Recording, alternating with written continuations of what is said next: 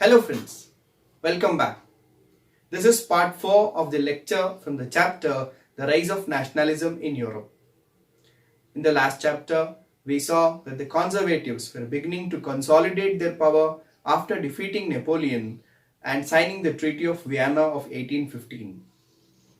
On the other hand, we also saw the liberal nationalists and the revolutionaries fighting for a unified nation. Well, then what happened further? We will see in this part of the lecture from the unit The Age of Revolutions 1830 to 1848. The Age of Revolutions 1830 to 1848. Let us study this unit under first topic, which is the romantic imagination and national feeling. Secondly, hunger, hardship and popular revolt. And the third one, 1848, the revolution of the liberals.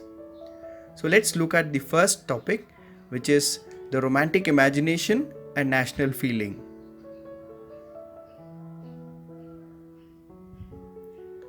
Culture played an important role in creating the idea of the nation. Art, poetry, stories, and music helped express and shape nationalist feelings. German philosopher Johann Gottfried Herder 1744 to 1803 worked hard to unite people through folk songs, folk poetry and folk dances, which he considered as the true spirit of the nation. Poland, as we know, had been partitioned by the Russia, Prussia and Austria. It was no more an independent territory. National feelings in Poland were kept alive through music and language. Karol Kurpinski helped the Polish national struggle through his operas, music, and folk dances like the Polonaise and Mazurka.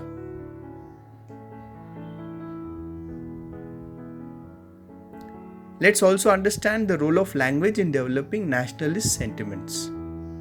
Language also plays an important role. Russia, after occupying Poland, enforced Russian language in Polish schools. The Polish people rebelled against Russia in 1831, but the rebellion was crushed. As a mark of protest, the priests began using Polish language to preach in church instead of Russian.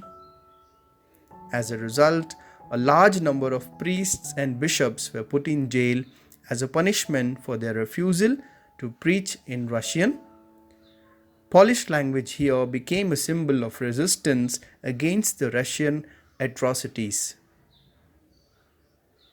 Second important topic, hunger, hardship and popular revolt. The first half of the 19th century saw an enormous increase in population all over Europe. Bad harvest and unemployment was quite common. Many people migrated to cities in search of jobs. Small producers in towns too often faced with stiff competition from imports of cheap machine-made goods from England. The rise of food prices and the year of bad harvest led to widespread pauperism in town and country. In 1848, food shortage and unemployment made people of Paris revolt against Louis Philippe. Louis Philippe was forced to flee to England. A National Assembly declared a republic and granted suffrage to all adult males above 21. Thus, the rule of Louis Philippe came to an end. Silesian weavers' revolt is also unique. Let's have a look at this. The weavers in Silesia led a revolt against contractors who gave them orders for their finished textiles but drastically reduced their payments, against which the weavers marched up to the contractor's home and demanded a higher pay. Things soon went out of control and there were riots. The contractors had to flee from their homes. The contractors returned. In the events that followed, 11 weavers were shot and a lot many weavers were injured. Third important topic is 1848, the revolt of the liberals. Under this, A revolution led by the educated middle class was also underway in 1848. In places like Germany, Italy, Poland, the Austro-Hungarian Empire, men and women of the liberal middle classes began to oppose the monarchical form of government. The demands for the creation of nation states on the principles of the constitution, freedom of the press and freedom of association grew fast. In Germany, a large number of political associations came together in the city of Frankfurt and decided to vote for an all German National Assembly. On 18th May 1848, 831 elected representatives decided to host a parliament in the Frankfurt Parliament convened in the Church of St. Paul.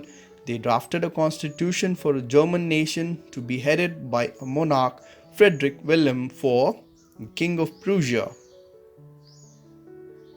Frederick William IV rejected it and joined other monarchs to oppose the elected assembly.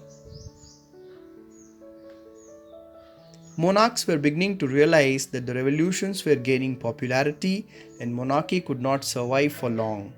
Many women who had formed their own political associations founded newspapers and take part in political meetings and demonstrations. Unfortunately, women were still not given the suffrage rights. They were mere spectators when Frankfurt Parliament convened in the Church of St. Paul. Dear students, let us have a look at some important questions from this unit which you can expect. First one, the decade of 1830 had brought great economic hardship in Europe. Support the statement with arguments. CBSE 2016. Second one, culture had played an important role in the development of nationalism in Europe during the 18th and 19th centuries. Support the statement with examples. CBSE 2015. Nationalism spreads when the people begin to believe that they are all part of the same nation. Support the statement. CBSE 2014. These are some of the questions which you must look into. Thank you.